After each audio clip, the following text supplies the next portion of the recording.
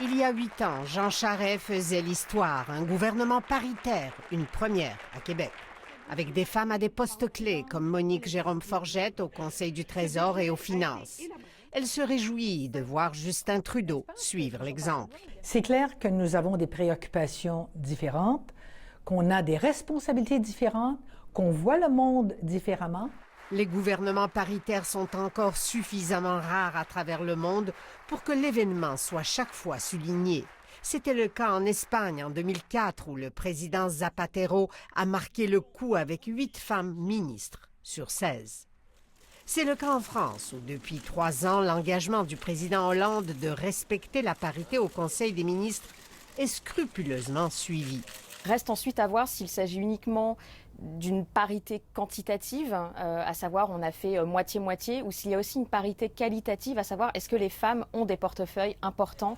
Il s'avère qu'en France, tout ne va pas si rondement malgré la parité. Des lois mises de l'avant par des ministres femmes ont été affaiblies ou carrément rejetées par l'Assemblée nationale et le Sénat. L'Assemblée nationale et le Sénat ont une chose en commun, c'est qu'elles sont composées à environ 75% d'hommes qui font et défont les lois du pays. Donc il ne s'agit pas seulement d'avoir un gouvernement paritaire, il faut aussi qu'à toutes les strates du pouvoir, on ait une parité si on veut vraiment que ça bouge. La France, un des derniers pays occidentaux à avoir accordé le droit de vote aux femmes, avance sur la voie de la parité à pas de géant.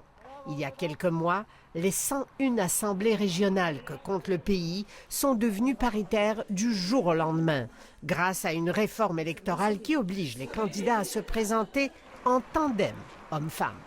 S'il y a un conseil, c'est d'être absolument intransigeant sur le sexisme qui risque de s'abattre sur ces femmes. C'est quelque chose qu'on a vu en France, nous. Un autre danger guette la parité.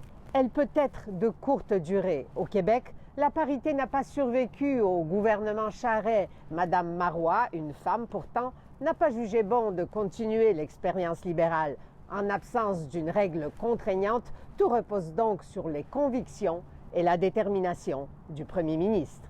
Ici Alexandra Chatska, Radio-Canada, Montréal.